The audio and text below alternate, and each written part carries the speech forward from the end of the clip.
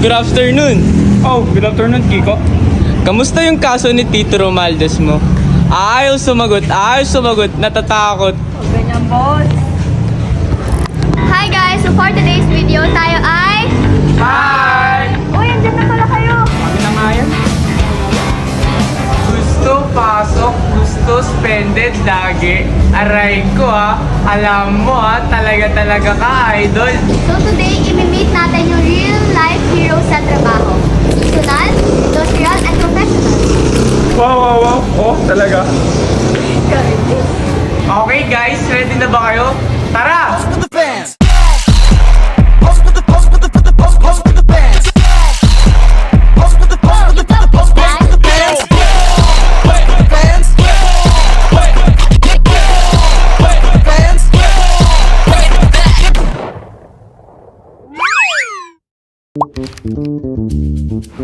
Para sa seasonal worker o ang trabahong panandalian o pansamantala, kami ay nag-interview kay Kuya Eric sa Villa Nadine Akukulaw, Pankitarlac.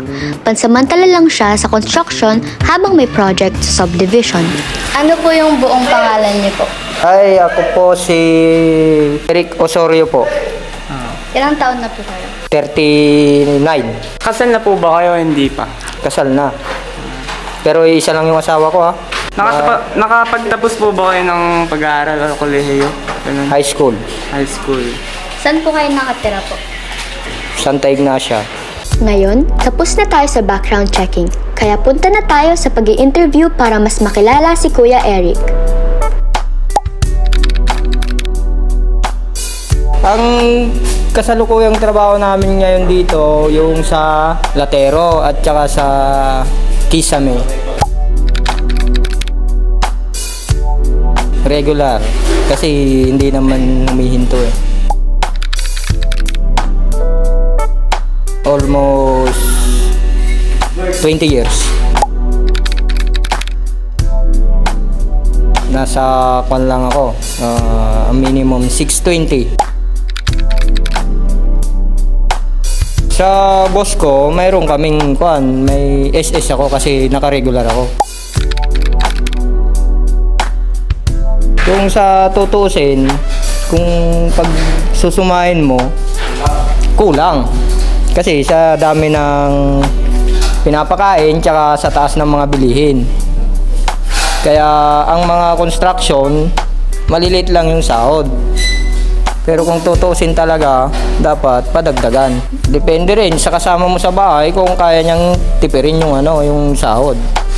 Kasi hindi lang naman ako yung dapat na nag-a-adjust eh.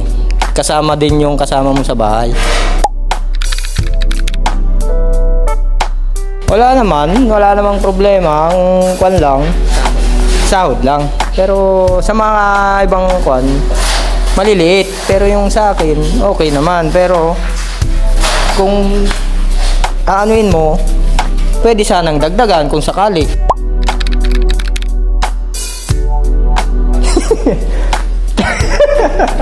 Hindi, kung tutusin talaga sana, kung mabibigyan ako ng opportunity, gusto kong mga ibang bansa. Tapos na tayo sa larangan ng seasonal. Ngayon naman, silipin natin ang mundo ng industrial kung saan ang tiyaga at ang sipag ang puhunan. Para sa industrial worker o gumagawa ng mga produkto sa pabrika at industriya, kami ay nag-interview kay Ate Dekdek sa Teens Panisalan sa Estasyon Pankitarlac. Buong pangalan po. Dekdek Larihino, Edad po. 34, And yung status niyo po po. single parent, Pinakamataas na level ng edukasyon po na natapos niyo. high school, And tirahan po. dito sa estasyon. Ngayon, tapos na tayo sa background checking, kaya naman pumunta na tayo sa pag-i-interview para mas pakilala natin si Ate Dekdek. Running bilang isang business owner ng Pinsas at Pandesal.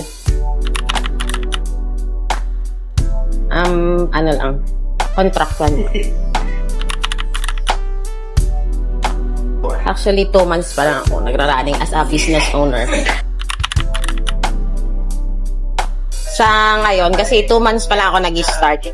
Yung kinita ko pa lang ng 1 month is sakto pa lang bilang pambayad ng renta ng mga tauhan. Ang nanet ko lang is lumabas, kung itatanggalin mo lahat ng mga bayad, nasa 10 to 12K lang yung malinis na kinita ko nito man. Sa bilang isang single parent, wala na. Kasi nga, hindi naman siya government na bilang isang separated na tsaka single parent, hindi siya sapat. Bilang isang tao, hindi naman matatanggal na wala tayong problema. Bawat tao may kanya-kanyang problema. Kasi sa atin na lang kung paano natin ito lalagpasan. Bibigyan ako ng pagkakataon. Nung high school ako kagaya nyo, pangarap ko rin maging isang guro. Pero sa ngayon, mas gusto ko na siyang maging isang midwife. Mula sa industrial, dumako naman tayo sa larangan ng professional. Dito, talino at dedikasyon ang sandigan. Para sa mga professional worker o may tiyak na kaalaman sa isang larangan, kami ay nag-interview kay Ma'am Shaila sa Samput, Panikitarlac. Ano pong buong pangalan niyo po? Shaila Di Mabalo. Ilang taon na po ate? 45. Status ng Married. Yung ano po yung pinakamataas na edukasyon na natapos niyo po? College graduate. Saan po kayo? Natira. Apo. 10. Ngayon, tapos na tayo sa background checking. Kaya pumunta na tayo sa pag-i-interview para mas makilala natin si Ma'am Shaila. Child development worker sa daycare. Nagtuturo. Parang contractual lang siya sa munisipyo. 23 years in service.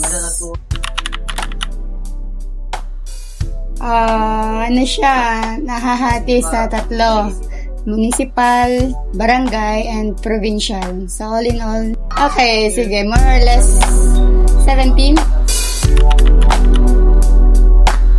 Benefits wala. Meron lang sari-sari store na maliit. Kaya naman. Oo naman. Pwede na. Sa work ko na. Okay. Sariling business. Extra lang yan. Dagdag yun. Anumang larangan, iisa lang ang hangarin, ang magtagumpay.